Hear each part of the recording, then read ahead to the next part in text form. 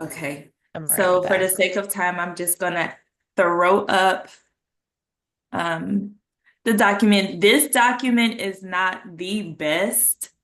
I got this from my old professor. Are you able to see it? Yeah. Okay. I have not created visuals yet for social and culture, but here we are. So first thing important to note that social and cultural foundations is often called multicultural counseling, cross-cultural counseling, intercultural counseling. All of those are the same thing as far as titles. So therapist is seeing a client, and that totally just means that the therapist is seeing a client that is a different cultural background. Clear, right? Multicultural wisdom ism is the study of race, culture, and ethnicity. When we talk about acculturation, what do you know about acculturation? I know it's like trying to blend in with the culture that is macro or like the main. Yep. The easiest way to remember this, acculturation, add to my culture. That's how I remember it. Okay. I'm just going to add to my culture. I'm going to keep my culture, but I'm going to add to it. So, for example, if I say I'm an Indian American, right? To add to my culture, when I'm at home, I'm going to eat my curries. I'm going to eat my naan. I'm going to do all of my rituals like my family, like we were taught. But when I'm outside and I'm with my friends, I'm going to eat McDonald's. I'm going to go to their shows. I'm going to do the things that they do. So that's just adding to my culture. That means I keep my culture, but I'm going to add to it because of where I am. And then so when we say assimilation, I remember that as similar as. So when it's assimilation, I'm trying to be as similar as everybody around me. That means I'm going to drop my culture and pick up the culture of where I am. So acculturation, add to my culture. Assimilation, as similar as everybody else. That's how I remember that. Hmm. I like Um, that. Thank you. yes, of course. I have to the way my brain works, I need something, right? And Great then way to remember it. Great way to yes, remember. add to my culture, acculturation, assimilation, as similar as everybody else. I'm going to blend in. I don't want you to see me as someone different. I'm just like you. Cultural pluralism is a culture retaining its own patterns but incorporating patterns. It's the same thing. And that sounds, the word kind of speaks for itself. Cultural pluralism. I mean, I'm gonna be plural. I'm gonna add and have patterns from all the mainstream cultures. That's just like assimilation, right? Macro. Hmm. This is how I remember macro from micro, and I hope this helps. So macro, of course, that's the dominant culture. Big Mac. It's the Big Mac. Micro, at my school, we do this thing where the kiddos, they're in the hallway, but they have to, I'm at an elementary school, they have to be at level 0. So when they see someone that they are excited to see, they see their counselor, of course they want to be like, hey, but it's gonna disrupt the rule of 0 levels. So instead of a big old macro wave, we do a microwave. So it's little. So they walk around and just do this. So I always remember micro as very small. So the micro culture would be the small culture, and the macro is the dominant culture. Um, the therapeutic surrender. Have you ever heard of therapeutic surrender? Hmm. Hmm. That is basically the client that they must build an alliance or rapport with a counselor. Therapeutic surrender is okay. I'm just gonna go and see this counselor that's a different culture than I am because I need it. And basically that's what it is. That they're just different from us. Universal culture is we have some similarities and sameness. Like for us, the universal culture with us is we know we have to eat. We are humans, right? We have to drink. That's the sameness between us, even though our cultures might be not even our cultures, even though our ethnicity might be different, at the same time, our universal culture, we're humans. So we all have to eat, we all have to drink, we all have to get sleep, right? So that's the sameness between us. And then you got ecological culture. That's literally just weather. Is where you live. Like for an example, I'm in Texas. Some people are up north, so they might deal with earthquakes. I deal with hurricanes, you know? So that's the difference, is literally just weather and where you live. That's your ecological system. That's your ecosystem. This is where I live. This is where you live. It's hot where I live. It might be cold where you live, and that's it. That's the culture here. So here in Texas, we like cowgirl hats and boots. Like right now is rodeo, but that's our, that's our ecological culture. Anywhere else is like you have cows in your backyard, you're weird, So that's all that is. Um, I'm just pulling out the very importance. Personalism, of course, everyone adjusts themselves to the natural environment. So culture is molded by genealogical and graphical factors, like I just said, geographic factors, sorry. And then you have the national culture, and that's the government gives us viewpoints. Of course, all of us in America we have that national culture. We all vote, you know. We all know when it's Christmas or whatever, especially in America, all of those things, those are your natural. Regent, that's your social, that's certain foods, slang, dress. Like I said, I'm here in Texas. Um, Down in the South, we say certain things that we understand, right? What's an example? Something very Southern. The hey y'all. People from up north, they'll be like, what? And it's like y'all, like you all, y'all. So that's like a regional thing, some of the foods that we eat. And that can be something even smaller geared to the city like around you. Some people eat um chitlins. I would never eat that, but that's their thing. Then you got society. That's a oops, sorry. You have the society. That is individual groups who occupied definite territories. So culture operates within societies, but all members of the society might not share the same culture. So the way that I see this is me at work. In my office, I have office mates, and I love these girls. And we are all different culture. I mean, we're all different ethnic groups. And we share the same society. We go through the same problems. We talk about the same people. We get annoyed with the same thing. However, at home or when we start to talk about what we cooking for dinner, it is totally different, you know? So that's a great example. Then of course, race is race. Um, Ethnicity is ethnicity, which we know, right? Um, there is only three races. It's not on here, but I just want to bring that up. When they talk about race, it is only three. Do you know the three?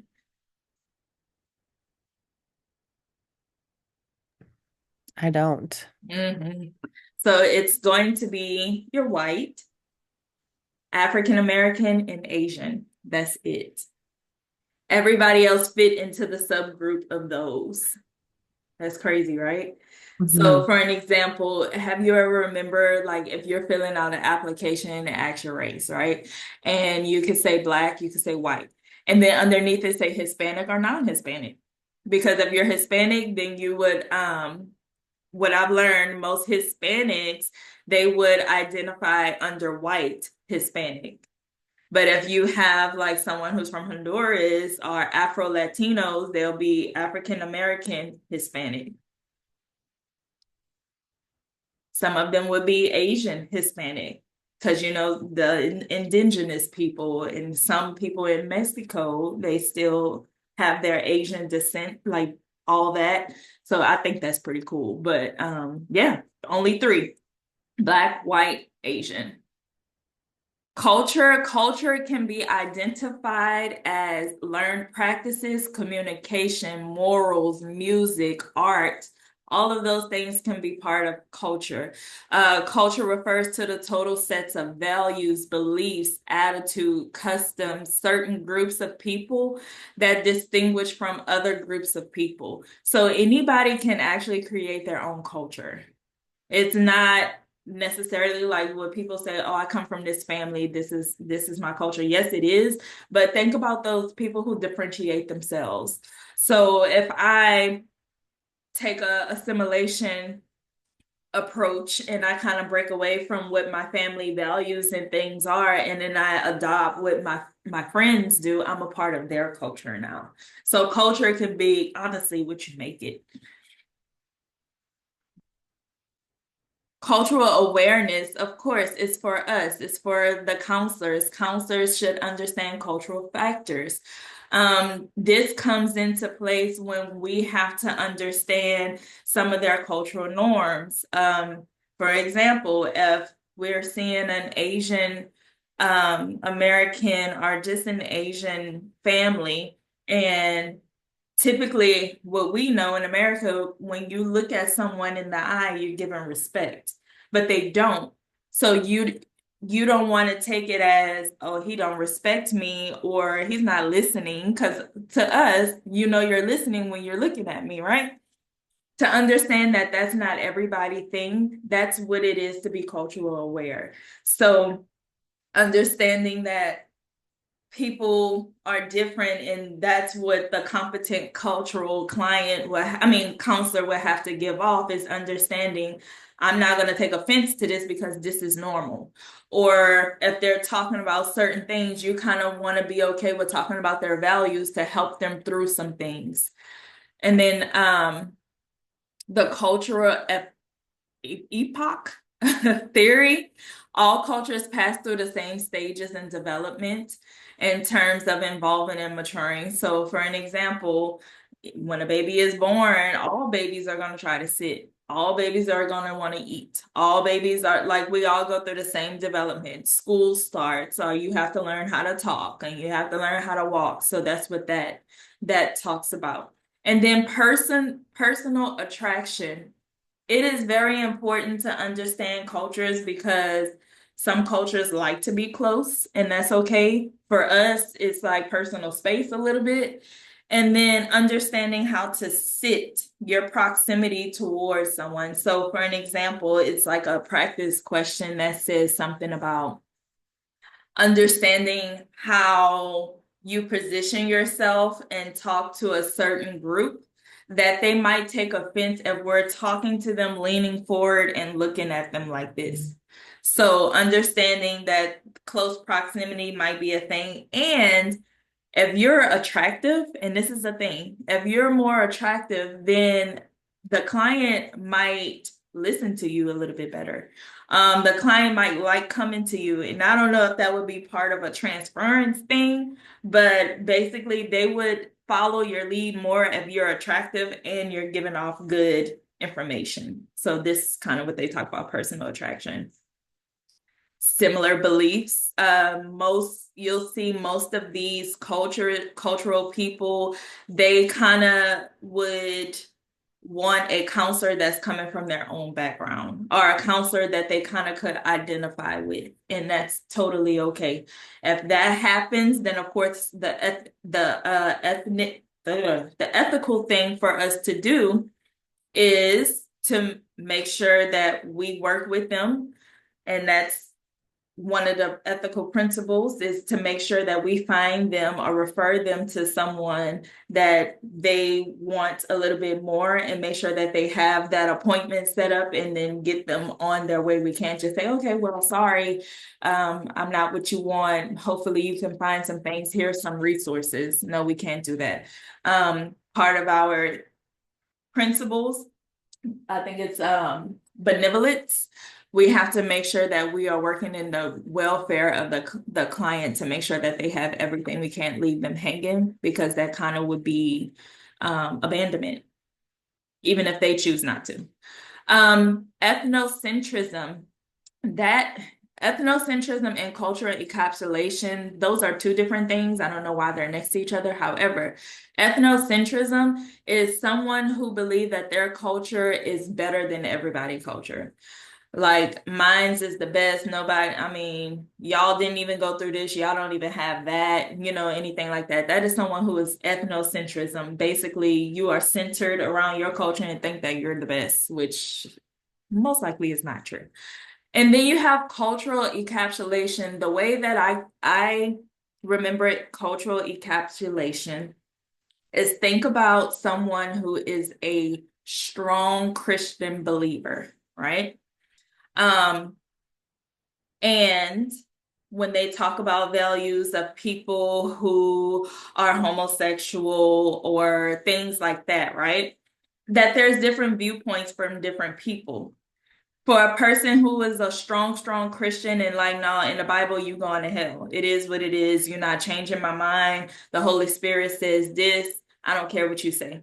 That is someone who is cultural encapsulated. They do not see anybody else's viewpoint but their own because this is what I know and this is what I'm standing on and it is what it is. Does that make sense? I hope that works. Yeah, that makes sense. Yes, it's encapsulated. I don't see your viewpoint. I know what I know. I am not changing my values. I'm not going to hell for you. So this is what it is. And that's someone who is culturally encapsulated. Of course, you got sex role stereotypes. Those are people who, especially around career, thinking that women, which is true once you get here and you talk about statistics, that let me throw out some statistics just so you can have it and you can write it. Because I don't think that's on this side, but I want to say it just so we know, because there is some statistics, especially around career and women and men and how the glass ceiling is the glass ceiling, which means you can see that you can grow in your career. However, you would never get there because you are a female. And that sucks, right? Let me pull out some just to have some statistical things. Then you have stereotypes, period, and the main thing about being a multicultural counselor, the awareness of it is to be aware that as a person, you would and you could have biases, right? And that's totally normal because we all have biases. The sole purpose of this is to make sure you're aware of your biases and try not to pull them out into the therapeutic relationship or even in your counseling field, period. Like saying something in the lines of, I see everybody is the same. I treat all my clients the same way. And it sounds great and it sounds comforting. However, it is not the truth. You cannot treat everybody the same because everybody is different. Everybody's coming from different backgrounds, coming from different things. And it's okay to say, I treat everybody different. I work with everybody different. And that's all part of being a aware cultural counselor, is to understand that. Now, when we get back to understanding the statistical part of, I'm just gonna throw out some statistics. I know I'm recording, so you'll be able to hear it, but I just want you to write this down. Let me get to it. So, little facts to know: Hispanics equal 20 plus nationalities. By 2050, the year is projected that white is less common.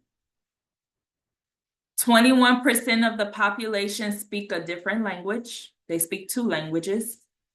The US median age is now 38. 16% of the US is 65 years old. Do you know why think about it. Most of the people were born during when? What generation? When it was like a lot of people born.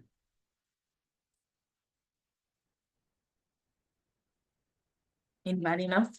Is it the baby boomers? The baby boomers. So how old are the baby boomers now? Oh, they're in their probably late 60s, 70s. And that is why 16% of the US is 65 plus. So they are the growing retirees, and that's the most people that's populating the US in age now because it was the baby boomers around that time. So we will always remember that, right?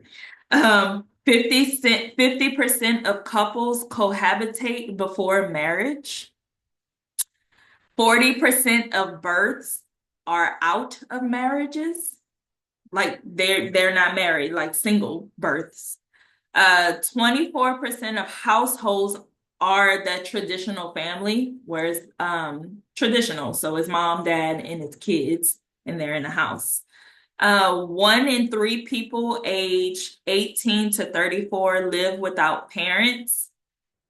It was 1 in 5 in the year 75. And these are just facts that's just coming out just in case. And then 40% of first marriages end in divorce, unfortunately. 60% of second marriages end in divorce. US life expectancy is about 79 years now. You'll be 79 years old. That's the normal life expectancy. And then rates of drinking, dating, working, and driving have dropped.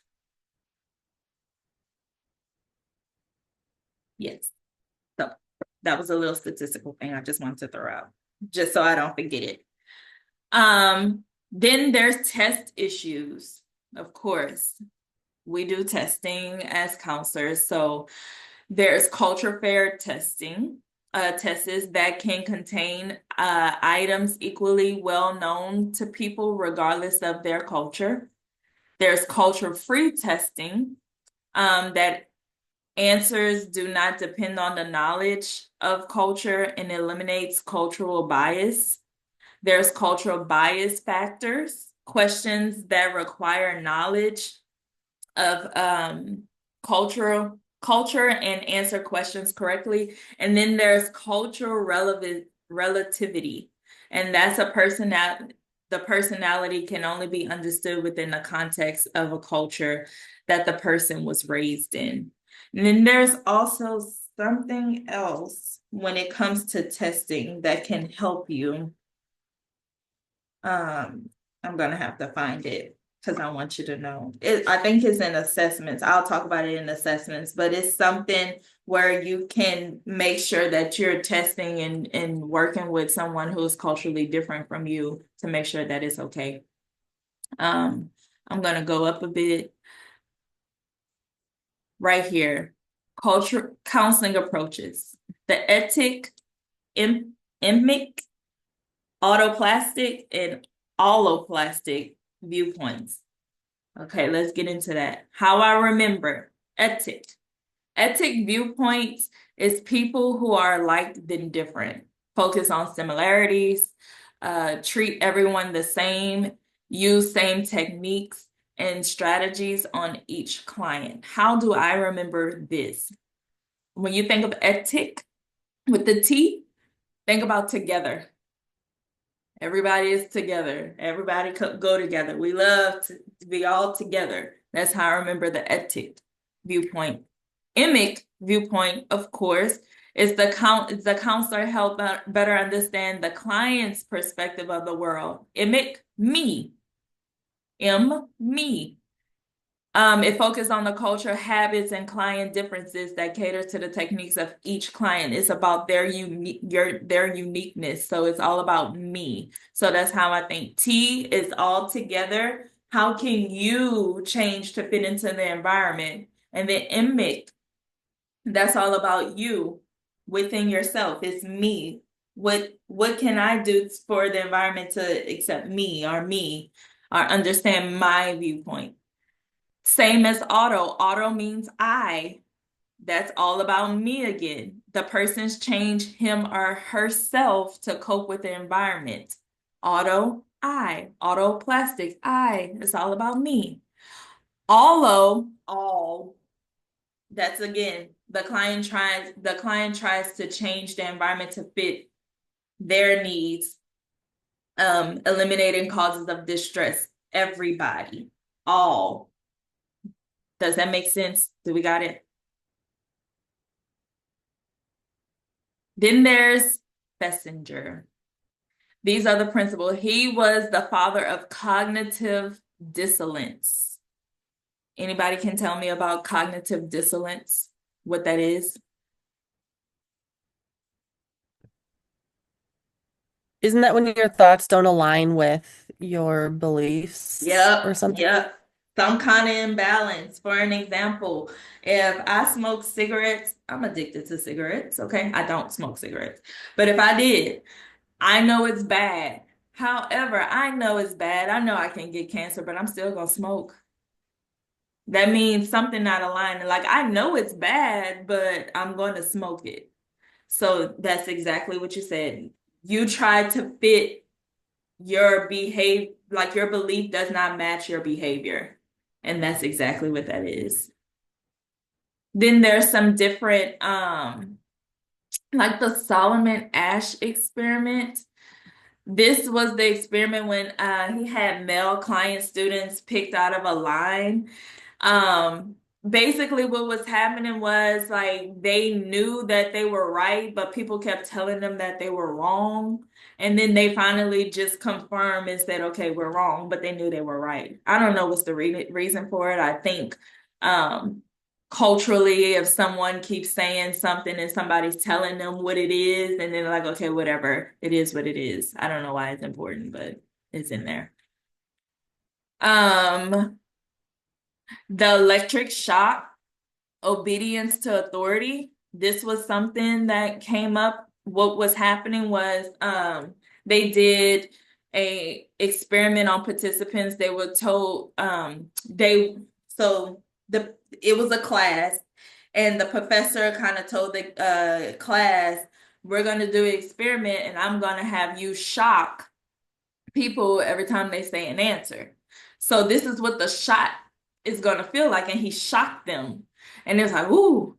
So when it was their turn and they got there and they had to listen, they had other people around that was answering a question. So because they were shocked, they were shocking the heck out of the people. But what happened was the people wasn't really getting shocked, but just to see them like shocking the people just because they were shocked and felt it, then the experiment was showing that that they listened to the authority of the professor that you're going to shock these people when they answer questions. So it was obedience and authority.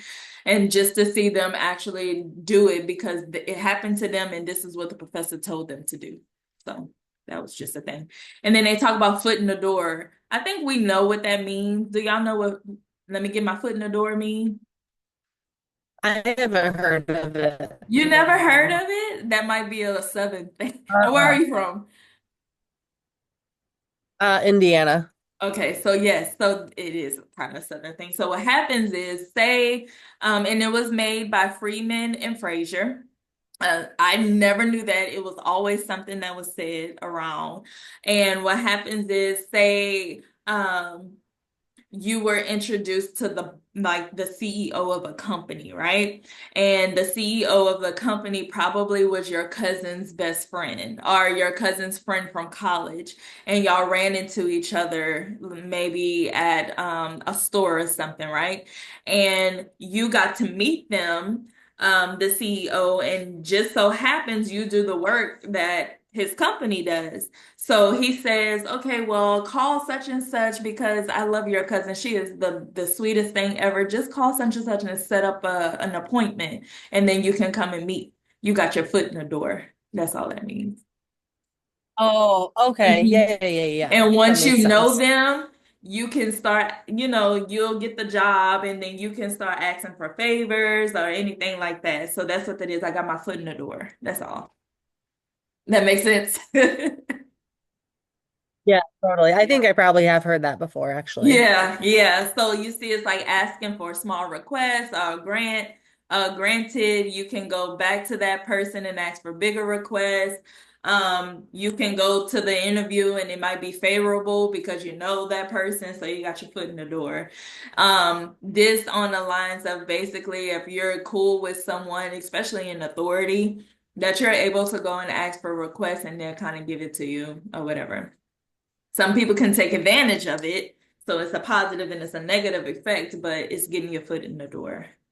Social exchange theory, that's basically saying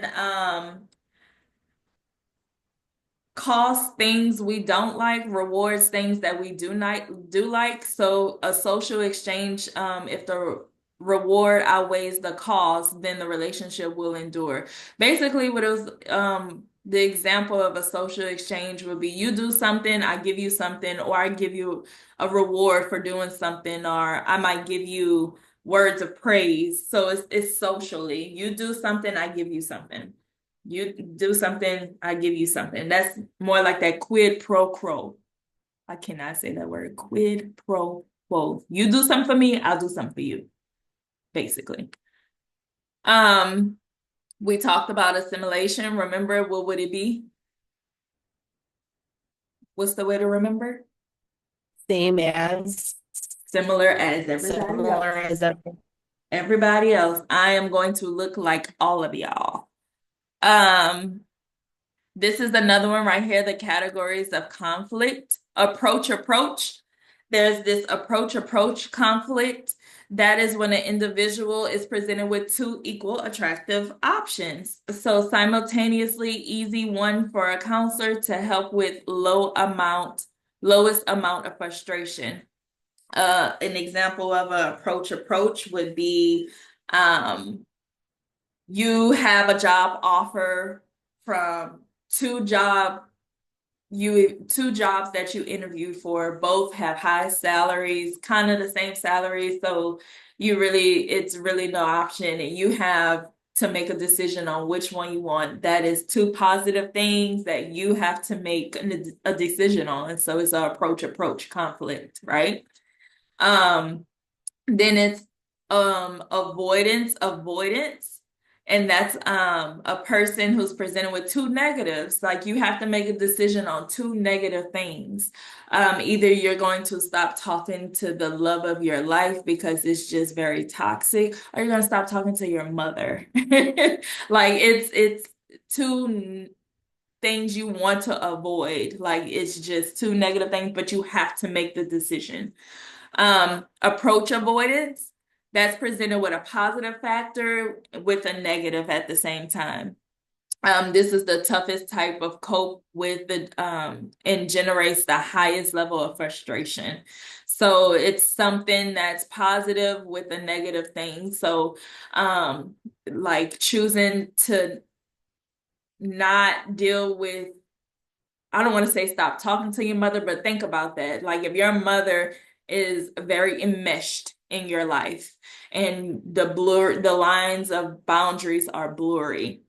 And in counseling, your counselor is telling you, or us as a counselor is telling them, okay, you have to tell your mom she have to back off, but you still love her. And that's something very hard because your whole life you just wanted to make sure that your mom was okay.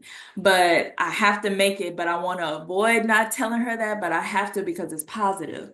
That's more of an example. Is that okay? Is that good? And then yeah, those are your three. What else I'm going to pull out? Okay, they have Freud, of course. Freud focused on the bond between leaders and group. That's not this person right here, Durkheim or Durkheim or whatever. Suicide and Rules of Sociology method. So he's the founder of the modern sociology.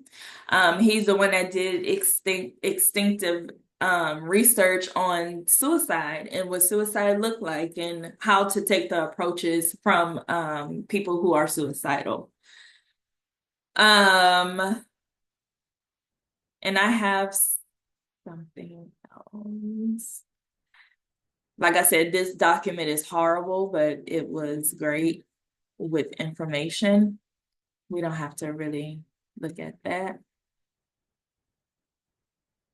Here are some more statistics. I'll send it to you for these reasons for sure. Multicultural populations. So that I saw it was like a practice questions, and they were talking about kids who grew up in a household with two mommies or two daddies, that those kids are well, and they will grow up just like any other kids that are in a mom and a traditional family. So just in case you see a question like that, just know that those kids will grow up and be just fine. This talked about the population and for you to be cultural aware of how to handle um maybe a gay or lesbian couple that is coming to counsel with you. Like I said, as a cultural aware counselor, you want to make sure you're aware of your biases. And if you're unable to go against your values that you know, it is very well okay to have that benevolence and help them find or refer them to someone else. You don't actually have to explain why you're doing it. You just say, I'm not, competent in this area. I have someone who is very good in this area. I would love to refer you to them and you can get more out of it, things like that. This is just talking about the population, talk about older adults. Many people are prejudiced towards old people, which I don't understand because they are so sweet and they're so cute. That they actually deal with a lot of abuse. That older adults, 65 and older, they retire in the past. So 20% of older adults have income and they're at the income and like they don't have any money, especially if they didn't work any jobs to where they had a really good retirement, a 401k or anything like that. And most of these would be your African American older people, are people who just did not have the career set up to where they would have a really good retirement plan or whatever. So most of these people, they fall 20% at the poverty level. 90% of older Americans, white Americans, it's 8%, and then Black Americans is 2%. No, 90% of older Americans are white. Sorry. 8% are Black and 2% are other. Then it's 60% of women and 40% of men when we're talking about older adults. Men, twice as likely to be married because it is socially accepted for men to date younger women.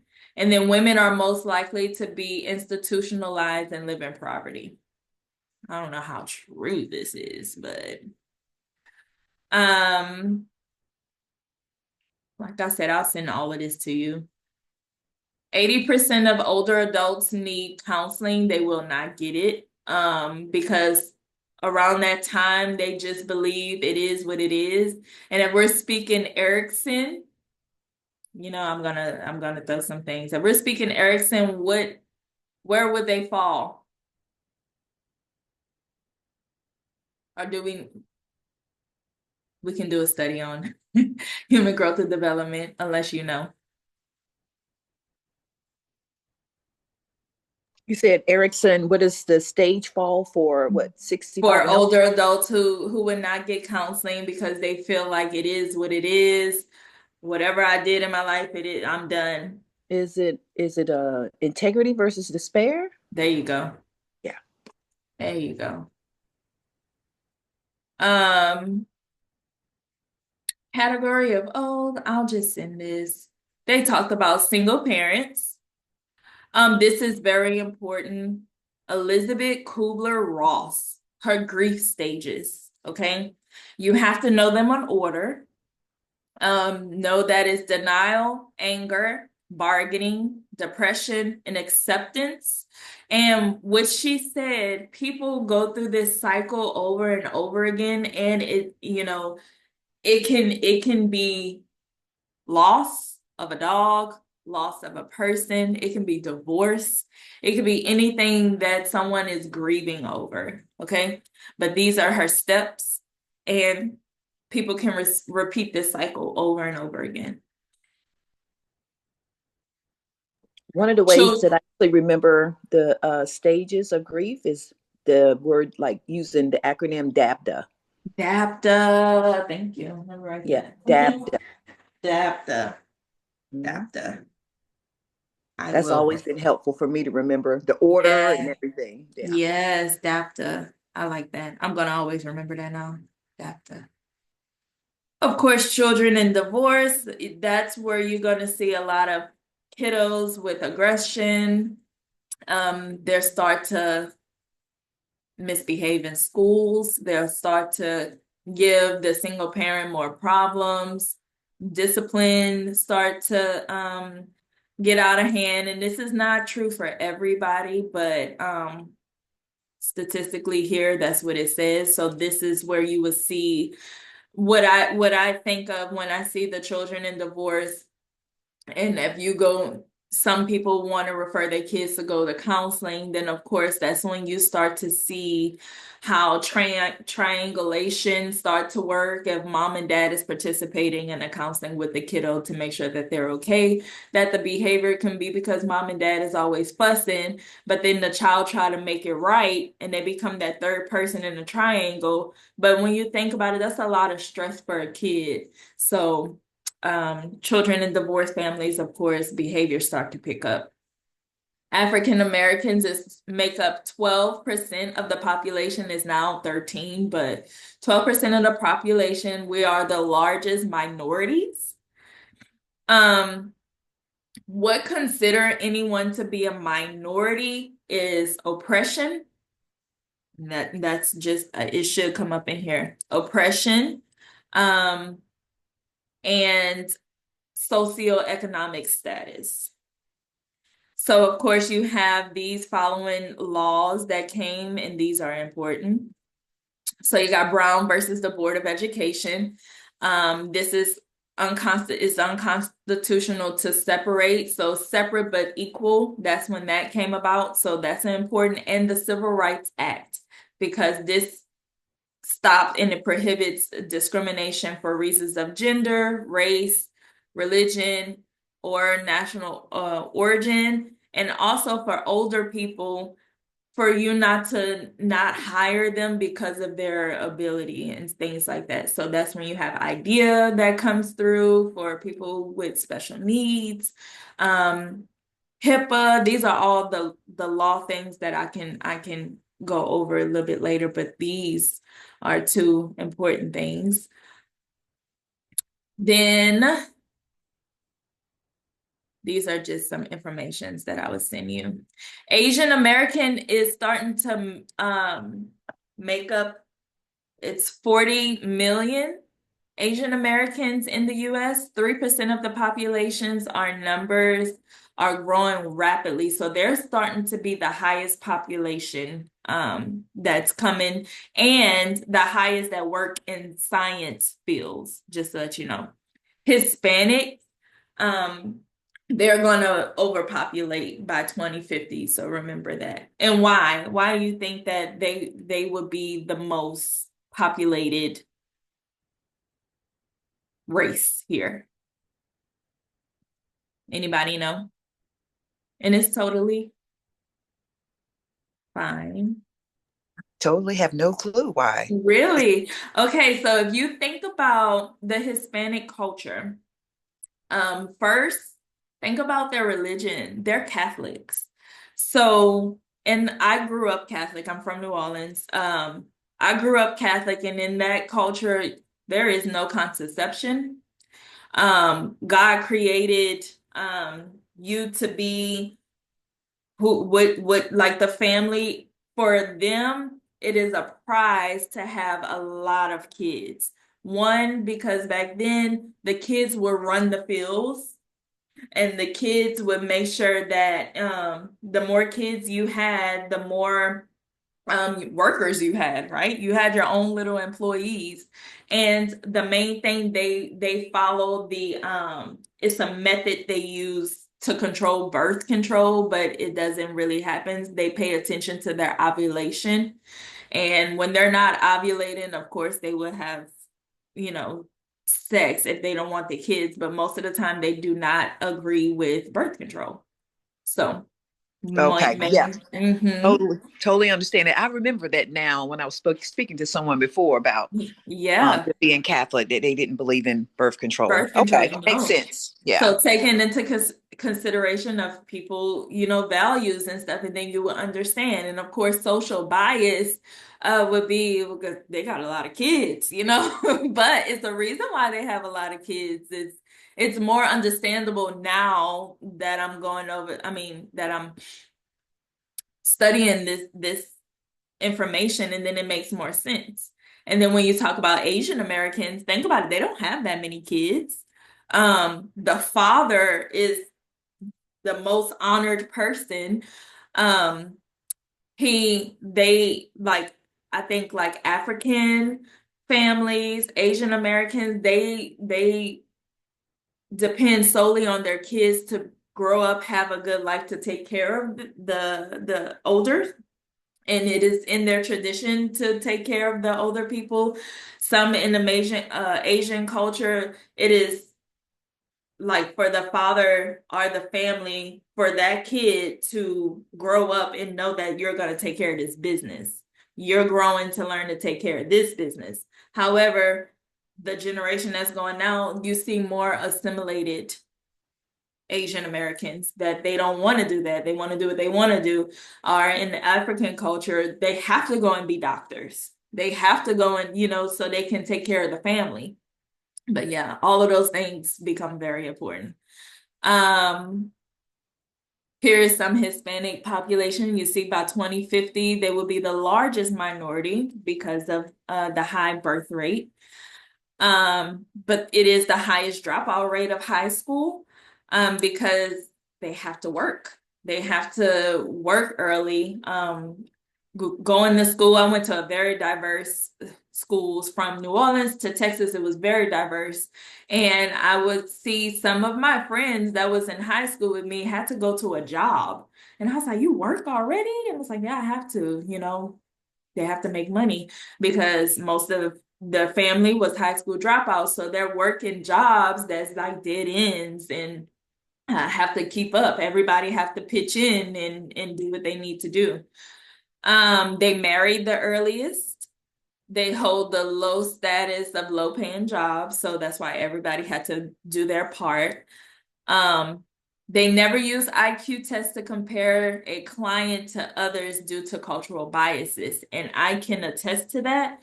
Here in Texas, we do language testing. If like and the counselors do it, we have to do it. If a kid come and they have a different language other than just English, we have to language test them, and it's called Texas Essential. It's the language. We test their language in English every year until they reach like an advanced high level. Some of the things in there is very biased. And for an example, this little girl just got here from Colombia. And on one of the pictures, she had to answer it in English and then she had to answer it in Spanish. When she answered it in Spanish, it was a picture of someone who had like a long sleeve shirt, right? For us in America, we would say the long sleeve shirt is because it's cold outside. For her, a long sleeve shirt was to block the sun from burning their arms. It was so biased, and we had to mark it wrong because she had to say it was cold, but that's not true, right?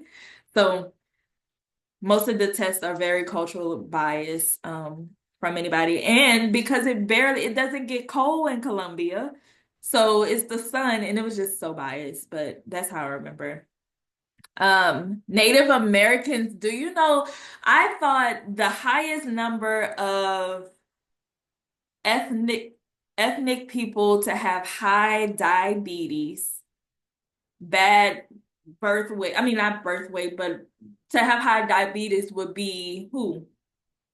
Because we eat really bad. African Americans. You would African think so, right? It's Mm-hmm. Native Americans. Mm. Exactly. Because I answered that with confidence, and it was on a practice test. I hit African Americans because that's what we know. No, it's Native Americans. And I brought it up to my husband, who is like a geography freak. He said, well, that's because the food that they eat is high in calories. Like, for example, some Native Americans, they that still kind of culturally or traditionally still like eat, they eat a lot of flubber and like animal fats and things like that. So they were higher for diabetes and health problems. So now you know, right? So 600 ethnic groups under this umbrella. It is often non-assertive and practice agreeable passivity. Does not equal personal possessions with self-worth. Not really sure what all of that means. But men have the highest status than women, of course. Domestic violence and child abuse is big in this culture. Alcohol problems is big in this culture as well. Then you have Frank Parsons. Of course, we know he's the father of guidance, but he studies the impact that the environment have teens entered into the workplace. I don't know why Frank Parsons is there, but these are just some people you can go over. Dollard and Miller, they were big on frustration leads to aggression theory. That's all they're really known for, but someone criticized them, and who do you think it was? Anybody know? He criticized them and said that frustration does not lead to aggression. I think it was Eric Erickson, actually.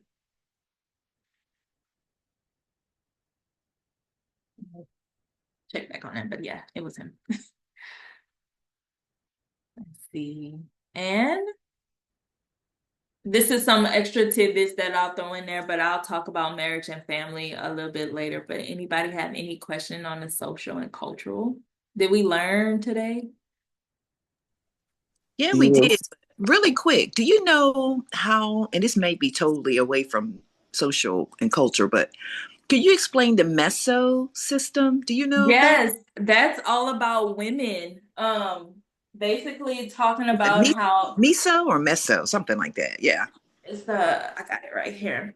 And it talked about how the woman, I have it right here.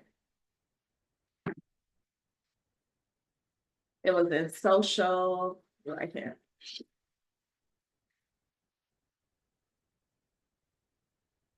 One second, I got it. I just read it actually. Social culture. And you know, they talk about it really good in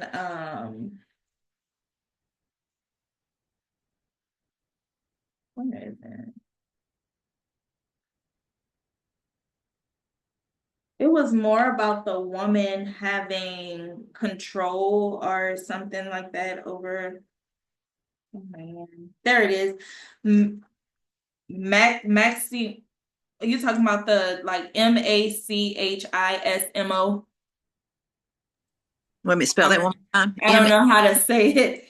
Maki- Machismo. no, not that one. Machismo. No, not that one. The meso is the one I'm thinking about. Is MESO. I mean, is it meso system? MESO. I guess I can Google it and look it up because I've seen Okay. it. I've seen it a couple times, and I've tried to read it and get a good understanding. But If you can send it to me, I can always dissect it and see what that is. okay, Yeah. But what I was talking about, that's a word that's in here that's saying women are servient to men. And that one is you said Michael's, was it Michael's? Microhismo or something like Okay, that, okay. are dominated by them, and that men are expected to provide for the family. So someone might have that kind of viewpoint that men are providers and the women is supposed to submit to them, like in a Hispanic culture.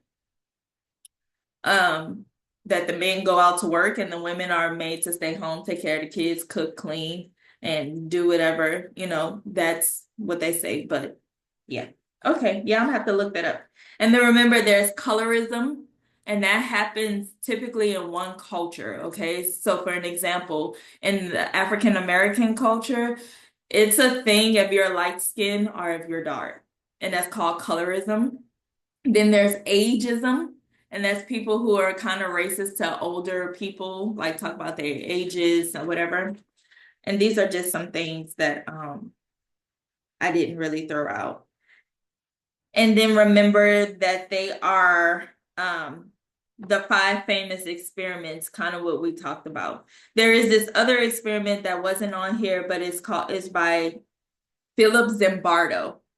And it was a Stanford prison experiment, which was crazy. Okay. What happened is he turned this basement at Stanford into a mock prison. And the situation, it was supposed to control behavior as well as assign roles, right? So he assigned some of the students to be prison guards, and then he assigned some of the students to be prisoners.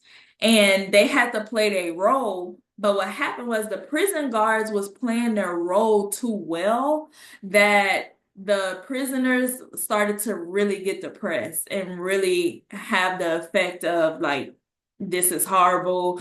They started to become suicidal. They didn't want to be there anymore, that they had to end this experiment. It was supposed to last for like a month and it only lasted for like 2 weeks. So that's a famous experiment. It was by Philip Zimbardo. It's called the Stanford Prison Experiment. We talked about the Solomon Ash when they were shocking the people. There's also the obedience experiment that was with the shocking, the painful electric shocking, and then there was another one about a length of a line, something about a line, and it was in a social or a group situation, people should sell out and agree to the opinions of others about the length of a line that they had to. So that was the experiment when they were telling them that they were lying when they knew they weren't lying, but then eventually they just was like, okay, whatever, I'm lying. So just those experiments, just to bring up. Just to end it on those. Yep. Anybody have any questions? Oh, let me see if I have this. This is important too. One more thing, guys. I'm sorry. This is all about family system theory. I'll bring it up, but another thing important to note was the 5 stages of Atkinson. It was by Atkinson, Morton, and Sue. Have you heard of Sue and Sue? They did a racial cultural identity development model, and that talked about conformity. It was 5. One was conformity, and conformity just means that they lean toward the dominant culture and prefer a counselor from the dominant culture. Then 2 was dissonance, and that was question and confusion, preferred a counselor from a minority group.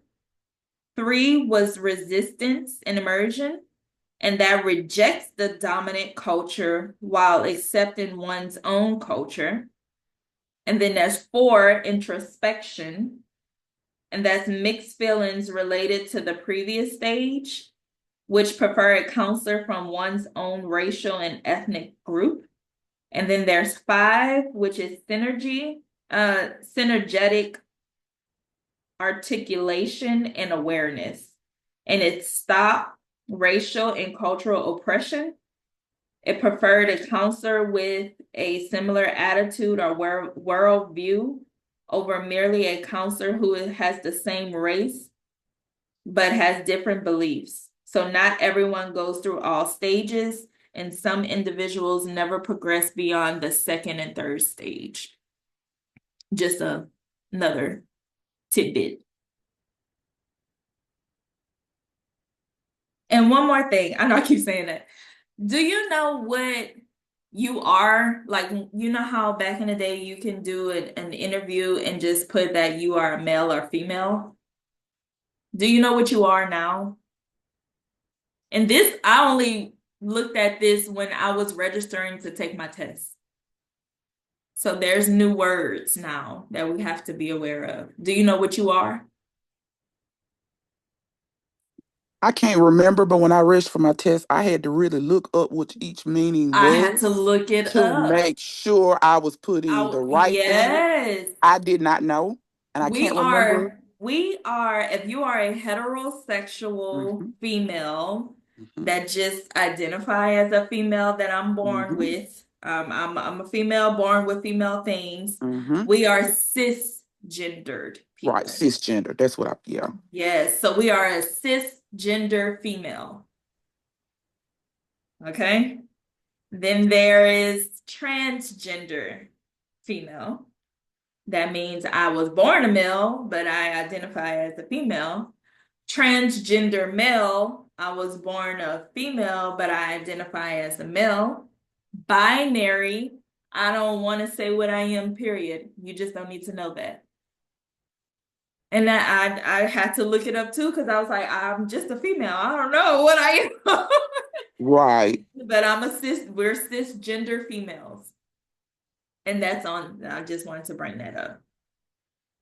Yeah. Thank you for bringing that up because I have seen that somewhere, but I never had a chance to look it up like that. Yes. Yeah. And it's interesting to look at because I mean now like where the world is now, like I have to deal with that with students. That some students I see that's in high school, they say, "Oh, I would like to be identified as this," and I'm like, "Oh, okay." What name you want me to call you? I'm all good. Like, just tell me your name, and then I'll do the name. But yes, cisgender female, cisgendered male, transgendered female, transgendered male, pansexuals. There's bisexuals, there's lesbians, there's queer that has been revamped to a positive word that used to be a negative word. All of these come up. Then the plus, it's a plus now. So the plus represents whatever you want to do and whatever you want to be and whatever you want to see. Because there's lesbians that like to be with transgender females that's actually a male that want to be a woman, but they together is different. It's starting to go all kind of ways, but I just want us to be competent, cultural aware counselors. Okay. But yeah, and that's it. Any questions? Also, tonight, if y'all want to hop on, I am doing, is it groups? I like groups. I'm doing groups. I have visuals for groups. I will record if you're not able to make it, remember. And if you email me after this, I'll send you this. And if you can't make it tonight, let me know. I'll send you that too. And if you need any study materials that you don't have, let me know. I kind of have everything. Yeah. Thank you so Thank you, much. Brittany. And a lot of stuff that you sent. I Me appreciate too. I You're appreciate you welcome. as Thank y'all well. for hopping on. Thank you. Thank you. If you can't make it tonight, remember, if you send me an email, I'll just send you the link to, like I tell everybody, I'm not a YouTuber. I promise I am not. However, the videos are kind of too long for me to upload them on anything else. So I do have a YouTube channel that have all the videos of us studying, but I'm not a YouTuber. It's just the only way I can put the videos out that everybody can still see it. I do have a quick question that I don't know Mhm. if you or somebody else might know about, but were you a part of Josh Keller's when he did the review of assessments the other day? He did a video. I was not a part of it. However, I was told that it was going to be available, like for us to review, and I can't find it on the. I can ask Josh. I can ask him if he put the video. And you did the video. I mean, you did the Yeah, that group. was the. Yeah, that was Oh the free yeah, one. then that It should was be the easy free for one you. that he just did. Oh, Yeah, it was just an overview. yeah, it was an overview. It Okay. was. I'm see. I want to say it happened. Okay, what's today? I can ask. Let me see if Sonita or anybody can send it. I can send it to Yeah, you. because I Or thought if he was. they can just put it in the group. Oh yeah, because I thought that's what he said. He was going to put it in the Yeah, group, but typically I he might have tries overlooked to. it. No, that's okay. We can figure it out and get it. Yeah, I can ask them and then just email me. And then if they Oh, send it to me or say so, I'll just let you know. I appreciate it. You're Thank you. welcome. No problem. All right. I'll see you later All tonight. right. See y'all later. Okay, bye-bye. Thank you. Thank you.